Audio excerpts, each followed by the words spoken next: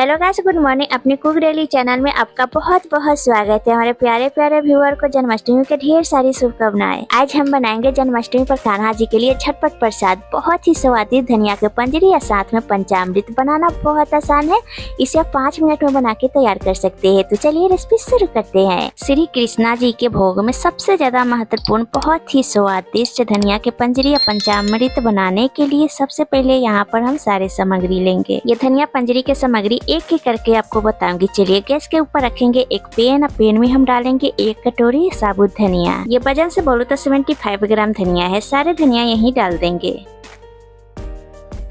और low flame पर बढ़िया से लगातार चलाते हुए भून लेंगे। धनिया पंजरी के प्रसाद होता है और सबसे ज्यादा इम्पोर्टेंट होता है कान्हा जी के लिए। आप इस तरह से धनिया के पंजरी जरूर बनाएं। जैसे कि हम ठाकुर जी के मंदिर में जाते हैं तो जरूर धनिया के पंजरी के प्रसाद मिलता है। और ये देखिए बिल्कुल धनिया के लो फ्लेम पर भुने हैं। इसमें से बहुत ही बढ़िया से खुशबू आ रही है, कलर भी चेंज हो गई है। बस इसी स्टेज पर गैस के बंद कर देंगे। धनिया निकाल लेंगे एक थाली में। धनिया को इसी तरह से ठंडा होने देंगे। फिर वही वाली पैन चढ़ाएंगे गैस के ऊपर। इसमें डालेंगे 2 बड़ा चम्मच घी के गर्म होते ही सबसे पहले हम डालेंगे बादाम। तो यहाँ पर 15 से 16 साबुत बादाम ली है। अब यहीं पर डाल देंगे। हल्का लगातार चलाते हुए बादाम के भून लेंगे। क्रंची सी हो जाए, हल्का कलर चेंज हो जाए। लीजिए बढ़िया से बादाम रोस्ट हो गई है, कलर भी चेंज हो गई है। अब इसी स्टेज पर हम निकाल लेंगे। अब यहाँ पर लेंगे 15 से 16 काजू। अब इसी घी में डाल देंगे। डाल के हल्का सा लगातार चलाते हुए रोस्ट कर लेंगे। फ्लेम के मीडियम रखेंगे। लीजिए बढ़िया से काजू भून गई है, कलर चेंज हो गई है। अब इसी स्टेज पर काजू को निकाल लेंगे। अब इसी घी में डालेंगे हम 20 ग्राम किशमिश। किशमिश के भी हल्का भून लेंगे। बहुत ज्यादा टाइम नहीं लगेगा, सिर्फ 1 मिनट लगेगा।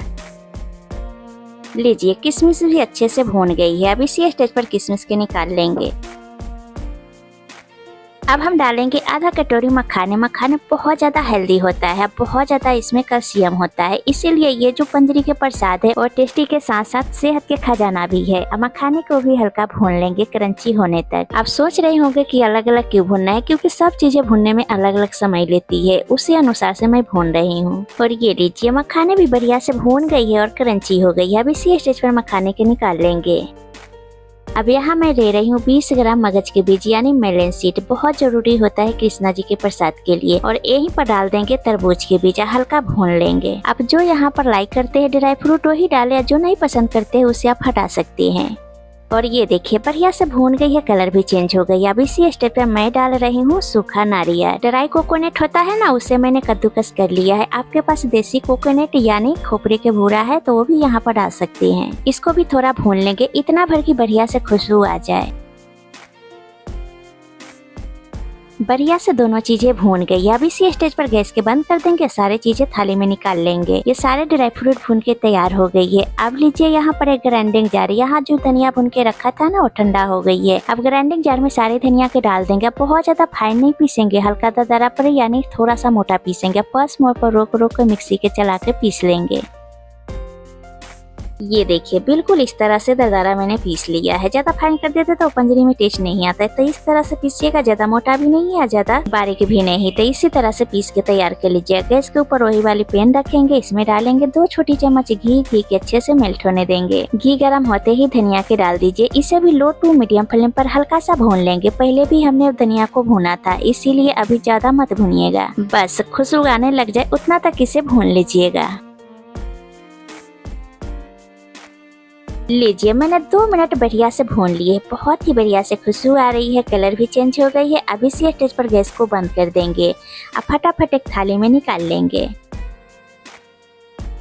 अब सारे भुने हुए मेवा के धनिया पाउडर के ऊपर डाल देंगे। ये मैंने साबुत मेवा के रखे हैं, आप चाहे तो क्रश करके भी डाल सकते हैं। ये सारे मेवा भुनने के बाद में क्रश करने में बिल्कुल भी टाइम नहीं लगेगा, फटाफट क्रश हो जाएगा। अब फ्लेवर देने के लिए इसमें मैं डाल रही हूँ आधी छोटी चम्मच इलायची के पाउडर। साथ ही डालेंगे आधा कटोरी मिठास के लिए चीनी के पाउडर। तो वजन से बोलूँ तो 100 ग्राम है। आप अपने टेस्ट के अकॉर्डिंग मीठा कम ज्यादा कर सकते हैं। चीनी को आप ग्राइंडिंग जार में डाल दीजिए। 1 से 2 बार चलाइए, आपके चीनी के पाउडर तैयार हो जाएगा। यदि आपके पास भूरा है तो अधूरा 100 ग्राम यहाँ डाल दीजिए। चाहे तो यहाँ बिसरी के पाउडर बना के भी डाल सकते हैं। ये देखिए अच्छे से सारी चीजें मिक्स कर ली है। अब इसी स्टेज पर हम डालेंगे तुलसी जी के पत्ते। तो यहाँ पर हम तुलसी जी के पत्ते 6 से 7 इस तरह से 2 टुकड़े में तोड़ करके डाल देंगे। कन्हैया जी के प्रसाद में तुलसी जी के पत्ते बहुत इम्पोर्टेंट होता है। तो ये लीजिए बहुत स्वादिष्ट हेल्दी मिनटों में बनने वाला कन्हैया जी के प्रसाद धनिया की पंजरी, वो भी मंदिर स्टाइल। इसे आप 20 से 25 दिन तक रख सकते हैं। प्रसाद में बटना हो तो छोटे छोटे पैकेट बना करके आप बांट भी सकते हैं। तो चलिए फटाफट बनाते हैं पंचामृत। तो उसके लिए हम लेंगे एक बोल और बोल में डालेंगे गाय के आधा गिलास दूध। तो ये कच्चा दूध लिए है। कान्हा जी के लिए पंचामृत बनाने के लिए कच्चा दूध गाय के लेना है। यदि आपके पास ना हो गाय के दूध तो यहाँ पर भैंस के दूध भी ले सकते हैं। बाकी कोशिश कीजिएगा गाय के दूध लीजिएगा। यही डाल दीजिएगा 2 छोटी चम्मच चीनी। चीनी के वीडियो शूट नहीं हुई है तो आप यहाँ पर डाल लीजिएगा। यदि आपके पास हनी है तो 1 चम्मच यहाँ पर डाल लीजिएगा। गंगाजल पानी है तो गंगाजल 1 से 2 चम्मच यहाँ पर डाल सकते हैं। अब इसमें डालिए आधा कटोरी गाय के दही। ताजा दही डालिएगा। पंचामृत कान्हा जी के लिए बना रहे हैं तो सुबह में जमाइए और थोड़ा सा इस तरह से मिक्स कर दीजिए। बहुत ज्यादा दही के फेंटना नहीं है, इसका टेक्सचर इस तरह से होना चाहिए। अब यहाँ पर डालिए आधा कटोरी मखाने। मखाने के आप चाहे तो 2 टुकड़ों में तोड़ करके भी डाल सकते हैं।